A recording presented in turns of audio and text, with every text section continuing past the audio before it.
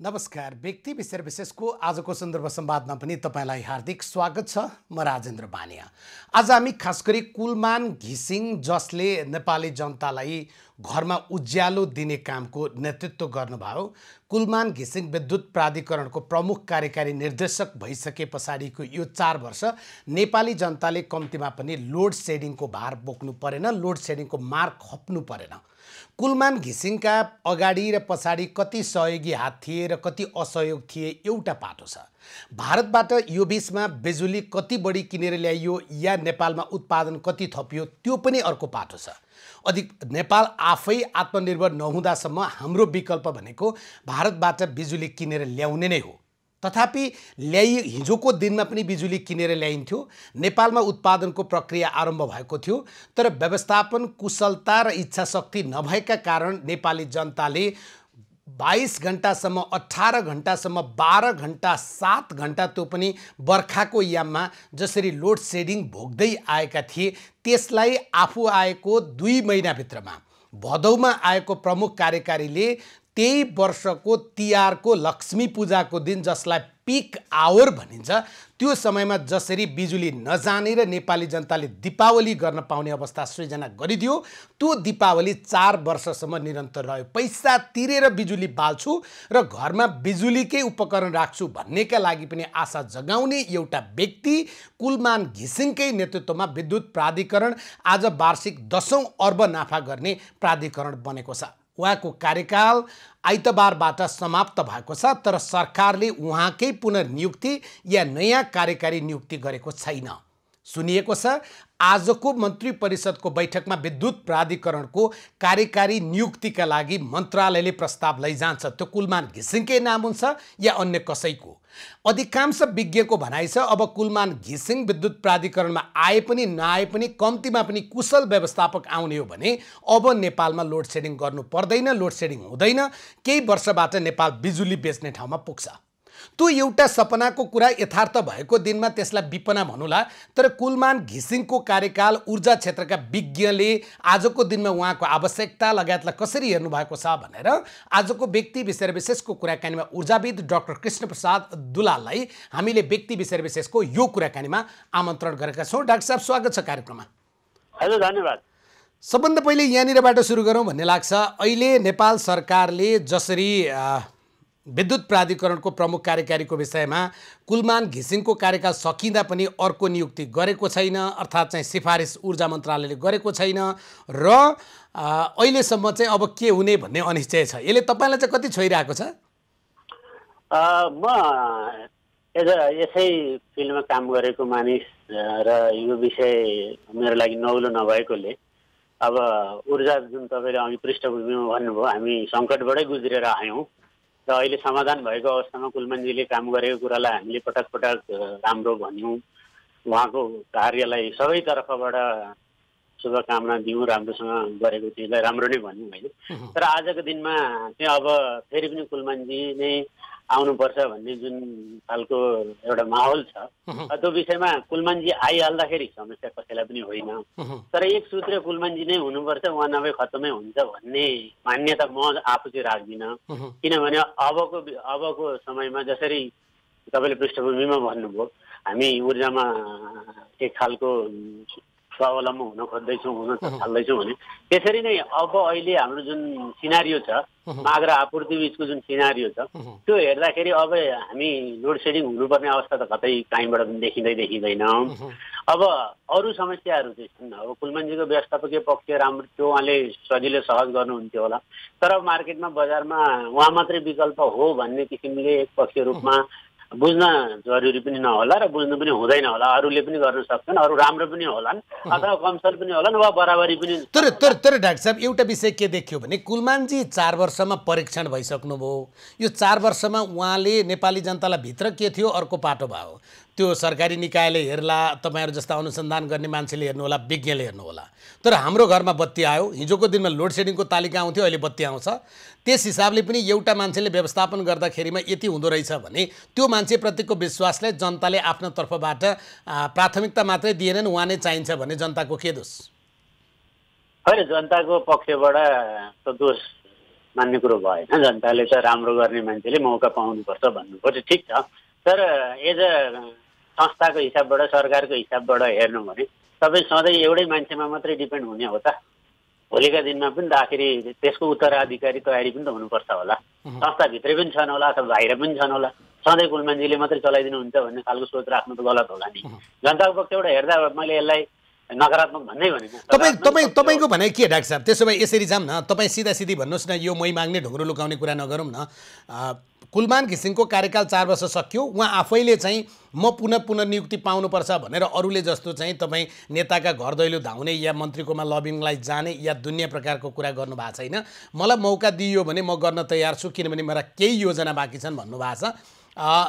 आज विद्युत प्राधिकरणको प्रमुख कार्यकारी खाली भएको तपाईँ र मैले कुराकानी गर्दाखेरिमा झन्डै अब 24 घण्टा हुने बेला भयो। सरकारले सिफारिस पठाएको छैन, मन्त्रालयले लैजानुपर्छ। त्यसो भए कुलमान घिसिङ नलैजाँदा राम्रो? तपाईँको भनाइ त्यो हो? होइन, ठ्याक्कै उहाँलाई नलैजाँदा राम्रो चाहिँ मैले भनेँ। तर के भने सरकारको तर्फबाट पनि अब कुराहरू हामीले हेर्ने सञ्चार माध्यममै हो, पुनः प्रक्रियामा जान्छ भन्ने खालको कुरा आएछ। अब उहाँले पनि प्रक्रियामा सामेल हुन पाउनुहुन्छ भन्ने कुरा आएछ। अब सरकार चाहिँ नियम कानुन अनुसार, ऐन अनुसार चल्छ होला। अहिलेको ऐनले पुनर्नियुक्तिको व्यवस्था गराएको छैन भन्ने एङ्गलबाट कुराहरू आइराखेका छ। सायद त्यो अप्ठ्यारोले सरकारले बनाउन चाहेर पनि नबनाएको हो कि। अब लेमेन पब्लिकले बोले जसरी मैले कुलमानजी नै हुनुपर्छ मैले चाहिँ भनिनँ, तर उहाँ हुँदा पनि मेरो कुनै आपत्तिको कुरा होइन। तपाईँले भनेको ऐनले पुनर्नियुक्तिको प्रावधान नराखेको, त्यसकारण सरकार चाहेर पनि गर्न सकिरहेको छैन भने सरकारले बोल्दै भइहाल्यो नि। दुनियाँ कुरामा घन्टौँसम्म जनतासँग चाहिँ रेला गरेर बस्न भ्याउने सरकारका मान्छेले यो विषयमा तपाईँहरूले भने जस्तै कुलमान घिसिङ सक्षम असल मान्छे हो तर हामीलाई ऐनले दिएन भने भयो। अर्को 2/3 छ, धेरै कुरा गर्न सकिने, ऐन संशोधन गरिदिए भयो। होइन, त्यो पनि गर्थ्यो होला, गर्छ होला, तर सरकारले इमिडिएटली चाहेन भन्नुको अर्थ तब सरकारले उहाँको विकल्प पो खोज्या हो कि? भनेको तपाईँ हावा नचलिकन पात हल्लिएको छैन। तपाईँ यो प्रकारको विषयमा विश्वस्त भएर बस्नु भएको छ। नेपाल सरकार ऊर्जा मन्त्रालयले ऊर्जा जलस्रोत र सिँचाइ एकै ठाउँमा छ, उसले कुलमान घिसिङको नाम सिफारिस गरेर लैजाँदैन। यो सरकारले कुलमानजीलाई कार्यकारी फेरि बनाउँदैन। अब थाहा छैन, परिस्थिति बनाउँथ्यो भने सायद बनाइसक्थ्यो कि नबनाउन पो खोज्या हो कि, यसै भन्नु त सकिन्न। तर तपाईँलाई लाग्छ सरकारले कुलमानजीको पुनर्नियुक्ति उहाँले चाहँदै गरेन भने आज यति धेरै आलोचना, मध्यावधि समीक्षामा सरकार असफल, यी प्रकारका कुरा आइरहेको बेलामा फेरि अर्को यो जोखिम मोल्छ सरकार? अर्को एङ्गलबाट पनि हेरिन्छ होला राजनजी। अब कस्तो भयो भने सडकको दबावले मात्रै सरकारले सबै कुरा मान्छ जस्तो मलाई पनि लाग्दैन। अब सामाजिक सञ्जालले नियुक्ति दियो, उहाँले नै नियुक्ति गर्यो होला, हामीलाई थाहा भएन भन्ने कुराहरू पनि सरकारको तर्फबाट पनि सुनियो। अब थाहा छैन यो परिस्थिति कसरी बन्यो। अब उहाँले काम गरेको कुरा, उहाँले रिजल्ट देखाएको कुरामा कहीँ कसैले शङ्का गरेको विषय होइन।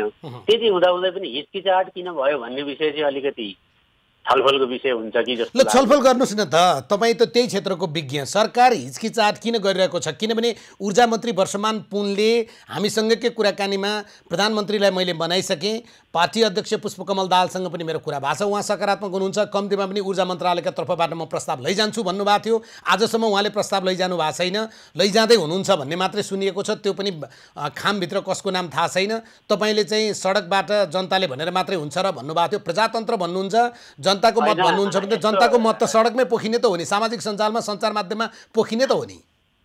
यस्तो राजनजी, अब राजनीतिक मान्छेले बोल्ने विषय र कर्मचारीले बोल्ने विषय अलिक फरक देखियो। अब मन्त्रीज्यूले बोलेको विषय मैले नि सुने, प्रस्ताव जान्छ भनेर, तर कर्मचारीले नियम कानुनले हेर्दाखेरि पुनर्नियुक्ति दिन नमिल्ने अवस्था रहेछ। अब खुला हुँदाखेरि उहाँले पनि दिन पाउनुहुन्छ, उहाँ पनि प्रतिस्पर्धा गरेर फेरि आउनुहुन्छ भन्ने कुरा सुनेको भएर उहाँको पक्षमा सकारात्मकै सोच राखौँ न। किन यति धेरै कुरा नचबाउनुहोस् न, यति धेरै यो बिहानमा कुरा नचबाउनुहोस्। दिनभरि त्यो मुख चलाउँदै कहाँ थाकेको अवस्था हो र? यो त बिहानै हो नि। सिधासिधी तपाईँले के जानकारी पाउनुभयो भने विद्युत प्राधिकरणको व्यवस्थापनको कानुन पाटो हेर्ने मान्छेहरूले कुलमान घिसिङको नाम अहिले पुनर्नियुक्ति सिधासिधी गर्नलाई कानुनले रोक्छ भनिदिनु भयो। त्यस कारणले यो विधिबाट यो प्रक्रिया अगाडि जाँदै छैन। डाक्टर कृष्णप्रसाद दुलालले पाएको सूचना यही हो। होइन, मैले मात्रै होइन, धेरैले पाएको सूचना यही हो जस्तो लाग्यो मलाई त। भनेपछि त कुलमान घिसिङ एपिसोड त सरकारले चाहिँ जनतालाई थकाउने बन्द गर्ने खोजा रहेछ नि। अब यस्तो पनि बुझौँ न, सरकारलाई हेर्ने विषयवस्तु त धेरै छन् होला नि। कुलमान घिसिङ त सरकारको माथिको एङ्गलबाट हेर्दा एउटा सानो विषय होला नि राजेनजी। हाम्रो लागि त ठुलो विषय हो नि, सरकारका लागि सानो विषय होला, हाम्रो लागि त ठुलो विषय हो नि। त्यही त, हाम्रो र सरकारको बुझाइ अलिक फरक भएको हुनसक्छ।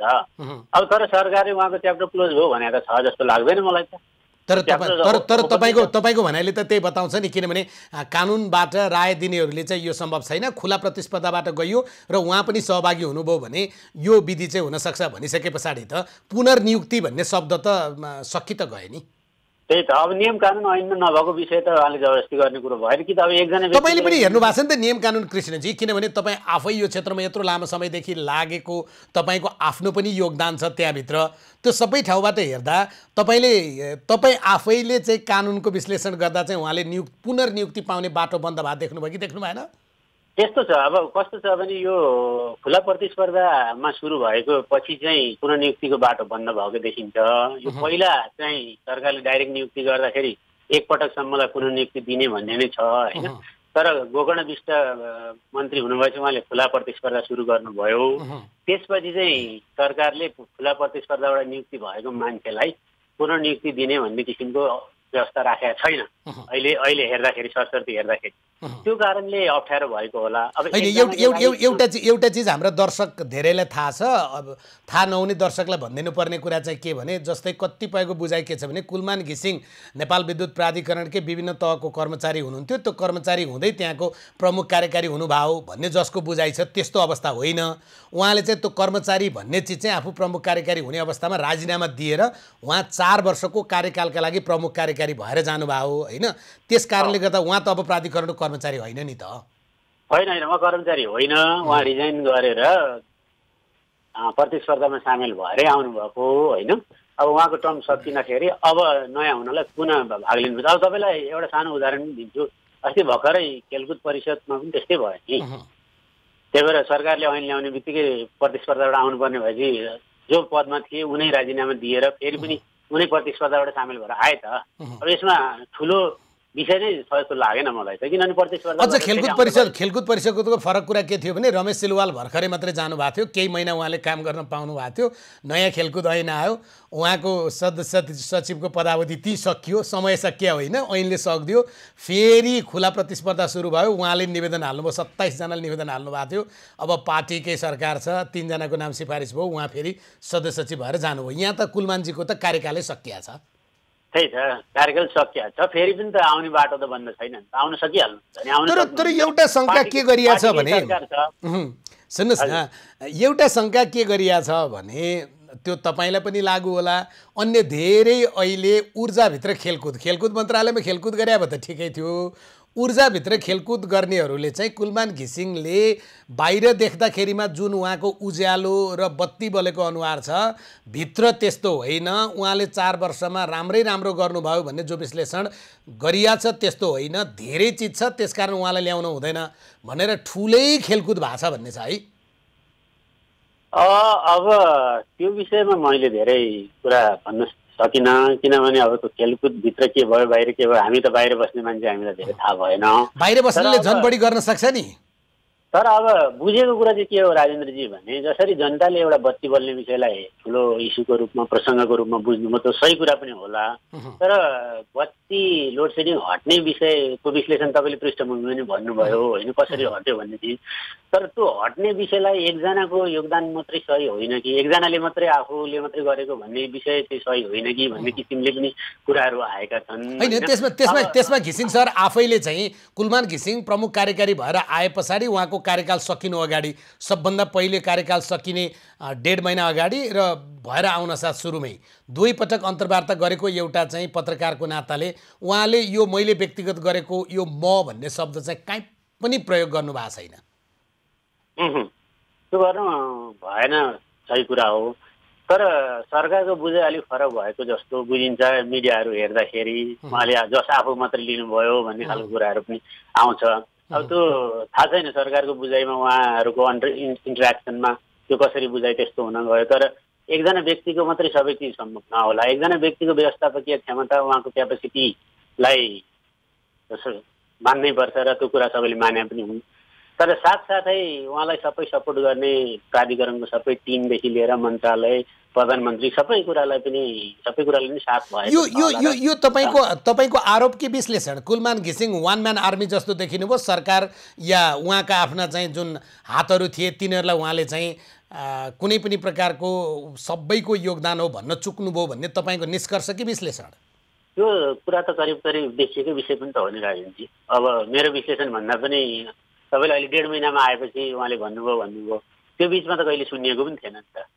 सुनिएको त अहिले लास्टमा आएपछि धेरैतिरबाट चर्चा हुन थाले। उहाँको व्यक्तिवादी चरित्र देखियो त्यसो भए? करिब देख्छु कि जस्तो लाग्छ मलाई पनि। तपाईँलाई पनि मन परेको छैन कुलमान घिसिङ सर? होइन, व्यक्तिप्रति त मलाई कुनै हुनै छैन। मैले पनि सुविधा पाएको छु, बत्ती बल्ने विषयले मलाई पनि फाइदा भएको छ। कुलमानजी प्रति मेरो कुनै अनुराग कुनै द्वेषै छैन। उहाँ आउनु अगाडि मेरो कार्यक्रम दर्शकहरूले हेर्नै पाउनु भएको थिएन, अहिले हेर्न पाउनु भएको छ। मेरो छोरीले पढ्न पाएकी थिएनन्, अहिले पढ्न पाएकी छन्। मैले इन्टरनेट चलाउन पाएको थिइनँ, मैले पाएको छु। मेरो श्रीमतीले टेलिभिजन हेर्न पाउनु भएको थिएन, पाउनु भएको छ। त्यस्ता 3 करोड नेपाली जनता हुनुहुन्छ। अनि उहाँको विरोध गर्दाखेरिमा कता चित्त दुख्छ सर? है त्यो कुरालाई सही छ, हामीले विरोध गर्नु जरुरी छैन। उहाँको योगदानलाई कदरै गरौँला हैन। तर हामीले समग्र एकदम रिजल्टमा मात्रै फोकस भयौँ कि त्यो रिजल्ट कसरी प्राप्त भयो भन्ने चिजलाई चाहिँ अब उनलाई त त्यो विश्लेषण जनताले गर्न जरुरी विषय पनि होइन।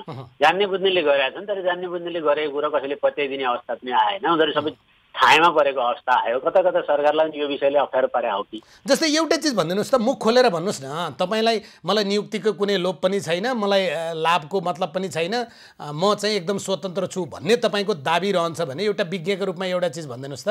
मुकेश काफले त्योभन्दा अगाडि जो प्रमुख कार्यकारी हुनुहुन्थ्यो, उहाँ अहिले काङ्ग्रेसको एउटा विभागको सदस्य हुनुहुन्छ। उहाँले कुलमान सरका विरुद्धमा बोल्दाखेरिमा सामाजिक सञ्जाल र सञ्चार माध्यममा उहाँमाथि मान्छेहरू खनिए। तथापि मुकेशजी आफू पनि विज्ञ मान्छे हो होइन? त्यहाँनिर उभिएर त उहाँले जे कुरा उठाइरहनु भएको थियो, त्यहाँभित्रको व्यथितिको कुरा, बेरुजुको कुरा, अर्थात् चाहिँ तपाईँ विभिन्न प्रकारको व्यवस्थापनमा गरिएको तलमाथिका कुरा, तपाईँ त्यही पक्षमा हो? होइन, उहाँले कुलमानजीले लागेको आरोपहरूको सन्दर्भमा तपाईँले सोध्नुभयो भने कुलमानजीप्रति उहाँले धेरै आरोप त लाउनु भएन, तर 1-2वटा प्रश्न जुन उठाउनु भएको छ त्यो विषय त हामीले एज अ प्राविधिक रूपमा भन्दाखेरि त गलत जस्तो विषय लागेन मैले। जस्तै एकचोटि दोहोऱ्याइदिनुहोस् न, किन मुकेशजीको कुरा गर्ने, तपाईँको कुरा गरौँ न। होइन, जस्तो उहाँले के भन्नुभएको छ भने जस्तो कुलमानजी आएपछि लोड सेडिङ हटाएको विषयलाई चाहिँ प्रोग्रेस गर्नुभयो। अर्को के भन्नुभयो भने उहाँले उद्योगहरूलाई बत्ती बेचेको कुराहरू गर्नुभयो र सबभन्दा दोषी मुकेश काफ्लेलाई भन्ने खालको प्रोजेक्सन गर्नुभयो भन्ने चिजहरू आयो। अब यो विषय कति उहाँले कुलमानजीले गर्नुभयो कति गर्नु भएन मलाई धेरै थाहा पनि छैन। तर एउटा कुरा चाहिँ कहाँ खड्केको छ भने कुलमानजी आउनुभन्दा अगाडिको म्यानेजमेन्टले बदमासी गरेको थियो भने अब 4 वर्ष भइसक्यो आजको दिनमा त्यो विषय कारबाहीको भागीदार हुन्थ्यो कि हुँदैन थियो? कानुनभन्दा विपरीत गएर ऐनभन्दा विपरीत गरेर काम गरेको भने त्यो कारबाही हुन्थ्यो हुँदैन थियो? हुन्थ्यो भने किन कारबाही भएन? र कुलमानजीको ग्राउन्डभन्दा बाहिर भएकालाई कारबाही गर्न सक्ने विषय भएन। तर संस्थाभित्र पनि त केही त त्रुटि थियो होला। संस्थाभित्र उहाँको अन्डरमा भएको त्रुटिहरूलाई कारबाहीको भागीदार कहिले पनि भएन। एकचोटि मैले आफै पनि इन्टरभ्यूमा सुनेको थिएँ, कुलमानजी आफै बोल्दै हुनुहुन्थ्यो, अब फेरि पनि लोड सेडिङ हुने षड्यन्त्र हुँदैछ, यसलाई हामीले हटाउनुपर्छ, यो भित्रै पनि षड्यन्त्र छ, यसलाई हामी कारबाहीको दायरामा ल्याउँछौँ भन्ने चिज मैले मिडियामा सुनेको छु। त्यो आजको दिन 4 वर्ष हुँदासम्म को कारबाहीमा परे त्यो आजसम्म कहिले पनि सुनिएको छैन। अब थाहा छैन, अब जनताको सेन्टिमेन्ट मात्रै सबै कुरा त होइन होला होइन। अब साँच्चै गल्ती भएको थियो नि त कारबाही हुनुपर्छ नि त राजेनजी, होइन र? त्यो ठिक छ। मुकेशजीले एउटा शब्द भनेको कुरासँग मेरो मुकेश काफ्लेसँग एउटा चिजमा सहमति छ।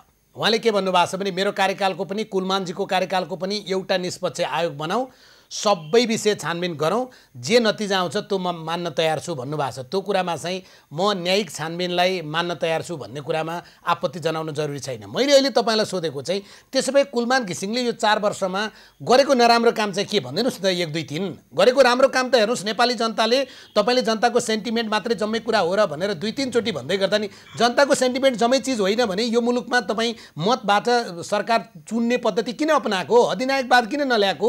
चीनको जस्तो पार्टीले 2035 सालसम्म सी जिनपिङले बन्ने भनेर लेख्दै भइहाल्यो नि। यस्तो राजेनजी, उहाँले गल्ती गरेको यो भनेर भन्ने ठाउँमा म पनि छैन होइन। गल्ती के गर्नुभयो भित्री चिज मलाई सबै थाहा पनि हुँदैन। अब उहाँले गल्ती नगरेको नि हुनसक्छ, तर उहाँले गर्दा गर्दै नसकेका कामहरू जसले गर्दा अहिले प्राधिकरणमा केही इस्युहरू समस्याहरू छन् होला, ती चिजहरू चाहिँ हुन्। उहाँले गल्ती गर्नुभयो, उहाँले गर्न नसकेका काम चाहिँ के छन् भन्नुहोस् न त। उहाँले भन्नुभएको छ जस्तै स्मार्ट बिलिङ मैले गर्न सकेको छैन, जस्तै डिजिटल विद्युत प्राधिकरण बनाउन पाएको छैन, त्यो अब म बनाउँछु, बाँकी 4 वर्ष मौका पाएँ भने भन्नुभएको छ।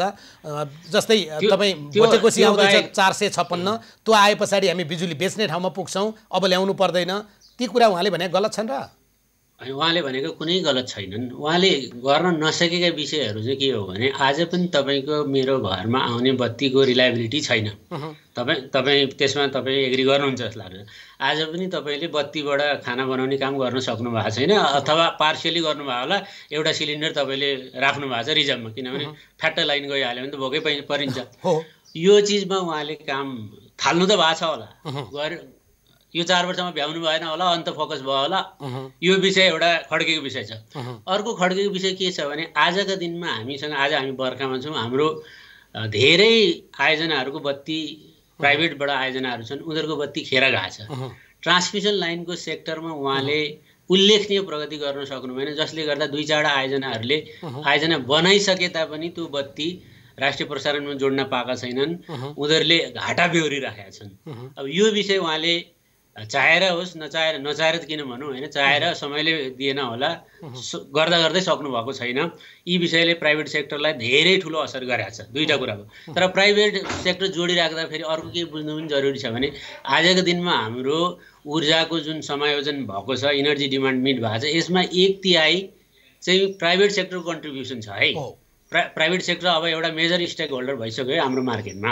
त्यही भएर प्राइभेट सेक्टरलाई त हामीले सँगसँगै डोर्याउने हो। प्राइभेट सेक्टर प्राधिकरणको प्रतिस्पर्धी होइन, प्राइभेट सेक्टर हाम्रो आफ्नै दाजुभाइ हो भन्ने किसिमले डोर्याउन जरुरी देख्छु। आजको दिनमा अवस्था परिपूरक नै हो। त्यो चिजमा कुलमानजी अलिकति चुकेको हो कि जस्तो लाग्छ। र उहाँले कहिले पनि प्राइभेट सेक्टरलाई अलिकति साँच्चै उहाँहरूको कन्ट्रिब्युसन छ भन्ने चिज मैले सुनिराखेको देख्दिनँ। तपाईँले भनेको निजी क्षेत्रलाई, किनभने तपाईँले एउटा शब्द भन्नुभएको छ, आजको दिनमा यो जुन अवस्था सृजना गर्नुभयो कुलमान घिसिङले भनिएको छ, त्यसमा पनि त निजी क्षेत्रले उत्पादन गरेको बिजुली पनि त हामीले मेन ग्रिडमा जोडेरै उज्यालो दिएको हो। तर निजी क्षेत्रलाई जुन प्रकारको सम्मान र उनीहरूको अपनत्व बनाउनु पर्थ्यो त्यो भएन, त्यसो गर्न सक्नु भएन। निजी क्षेत्र चाहिँ बेखुस छ, कुरा त्यो हो। निजी क्षेत्र बेखुस भन्दा निजी क्षेत्रका केही रिजर्भेसनहरू छन् प्राधिकरणसँग, जुन कुरा सम्बोधन गर्न सकिएको छैन, सम्बोधन गर्न जरुरी देख्छु म। एउटा कुरा। अर्को कुरा उहाँले जुन अहिले मेजर कन्सर्न उहाँले गलत गर्नुभयो त भन्न, गर्न नसकेको विषय भने अब यी उत्पादनमा भएका आयोजनाहरू पनि धेरै लामो समयदेखि सकिया छन्। तपाईँले नामै लिनुभयो, तामाकोसीको कुरा गर्नुभयो होइन। अब तामाकोसी आइसकेपछि त्यो इनर्जी कसरी जान्छ, हाम्रो अब इनर्जीको व्यवस्थापन के गर्नु, इनर्जी खेर जानु भनेको त ठुलो लस हो सरकार, किनभने स्वयं तामाकोसी एउटैसँग 456 मेगावाट छ। हजुर हजुर हजुर। त्यो कारणले अब यो व्यवस्थापनमा अलिकति काहीँ न काहीँ समस्या छ कि कहाँ कसरी व्यवस्थापन गर्ने त आजसम्म देखिएको छैन। अब तामाकोसी आइसकेको हुन्थ्यो, कोभिडको कारणले ढिलो भयो होइन, आइसकेको हुन्थ्यो, ग्रिडमा आउने बित्तिकै 450 मेगावाट खेर जानु भनेको यसले ठुलो प्राधिकरण आज जुन नाफा देखिएको छ त्यो अर्को सालमा पुरै घाटामा देखिनुपर्ने अवस्था आउँथ्यो। अब व्यापारको विषयमा कति प्रगति भइरहेछ होइन, यी विषयहरू उहाँले नभ्याएको अथवा अलिकति पछाडि परेको विषयहरू यी छन्। अब उहाँले गल्ती गर्नुभयो भने यी बाँकी भएका कामलाई एउटा कुशल व्यवस्थापक हो उहाँ, यी बाँकी भएको कामलाई चाहिँ 4 वर्ष उहाँलाई नै गर्ने वातावरण बनाउन तपाईँहरू सबैले लबिङ गरिदिए चाहिँ के हुन्छ? अब हाम्रो लबिङ भन्ने विषय त्यति महत्त्वपूर्ण होइन होला, सरकारले आफूले बुझेको विषय छ।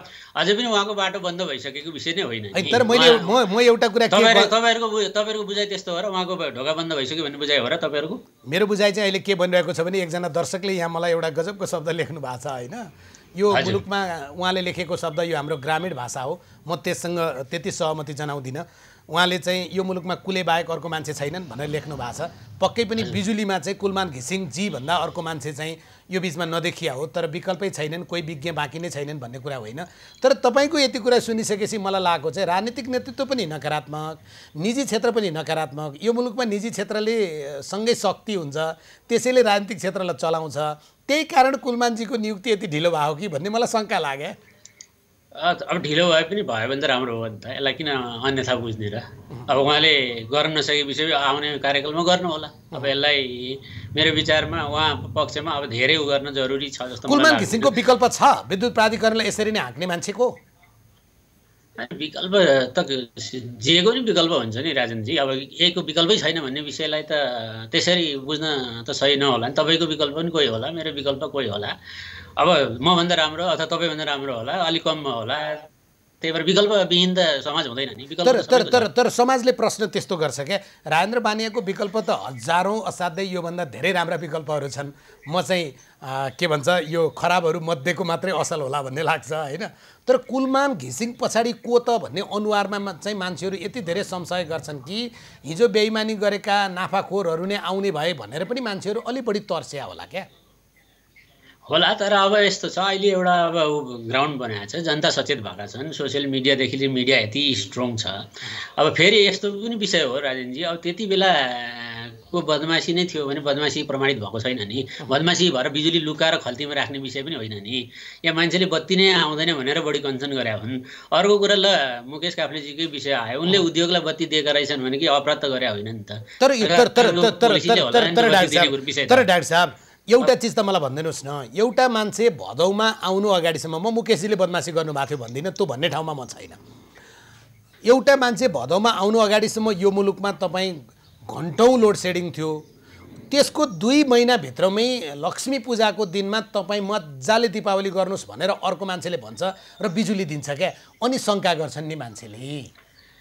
अब यस्तो नि राजेनजी, तपाईँ पनि विज्ञानकै विद्यार्थी होला होइन। हाम्रो कस्तो छ भने विज्ञानको थ्योरी नै ऊर्जालाई त डिस्ट्रोय गर्नै सकिँदैन भन्ने चिज छ नि त। त्यो कहीँ प्रयोग भएको थियो? अब त्यो सित्तै दिएको थियो होला त, सित्तै दिएको थियो भने भ्रष्टाचार होला। तर उद्योगमा प्रयोग भएको थियो भने, उद्योग नियम मिचेर दिएको थियो भने त्यहाँ नियम मिच्यो भने भ्रष्टाचार होला। एउटा उद्योगमा त्यत्रो मान्छे डिपेन्डेन्ट छन्, जनताकै हुन्छ उद्योग पनि। सरकारले बत्ती उद्योगमा दिएर यता जनतातिर काटेको थियो भने मैले त्यसलाई गलत देख्दिनँ। तपाईँको भने के कुलमान घिसिङले चाहिँ कुलमान घिसिङको पालामा आएर उद्योगहरू बन्द भयो, बिजुली नदिएर जनतालाई घरमा बिजुली प्रयोग गर्ने दिँदा?